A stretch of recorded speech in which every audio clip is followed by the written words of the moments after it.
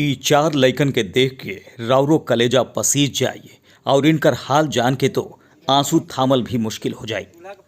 4 साल से लेके 9 साल तक के ई चारों भाई बहन के माँ 3 साल पहले घर छोड़कर चल गईली, जबकि लॉकडाउन में पिता के साया भी सिर से उठ गई।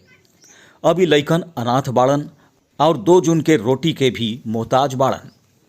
ये मामला रोहतास के तिलौथू प्रखंड में चंदनपुरा पंचायत के कोडर गांव के बाद, जहां ये चारों लइकन अब 100 वर्ग फुट के कच्चा खपड़ैल के मकान में जीवन बितावे खातिर मजबूर बाड़न। बरसात के दिन में घर के छत से पानी टपकत रहला और मिट्टी के दीवार कब गिर जाई केहू न जानला। आसपास के लोग कुछ चावल या सूखा राशन दे देवलन तो 8 साल के नंदिनी केहू तरह चूल्हा जोड़ के खाना बना लेवले और ओकरे के दोनों टाइम खा के चारों भाई बहन गुजारा करत बाड़न। लॉकडाउन के समय से स्कूल बंद बा और पिता के मौत के बाद लागत नइखे कि लोग स्कूल भी जा पाई। गांव के लोग के थोड़ा बहुत मदद से ये लइकन के कैसहू गुजारा तो हो रहल बा, लेकिन सवाल ई बा कि आखिर ई कब तक चल पाई। सरकारी स्तर पर मदद अगर ना मिली, इनकर भविष्य संवारल मुश्किल बा।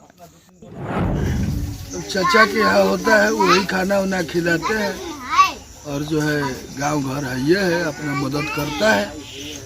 सरकारी तो सर अभी तक नहीं मिला है।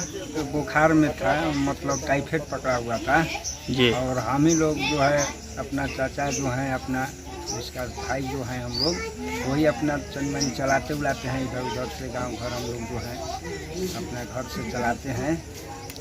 ऐसे बच्चा लोग की माँ वो तो 2-3 साल हो गया, कहाँ चली गई तो पता नहीं, कोई नहीं आर्थिक सहायता कोई नहीं, कुछ नहीं मिला।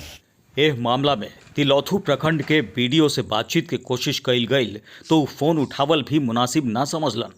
यह ना सूत्रों से इहो पता चलल बा कि बीडीओ साहब वरीय अधिकारी लोग के ई लइकन के मुद्दा पर कोई मीडिया कर्मी से बात न करे के निर्देश देले बाड़न।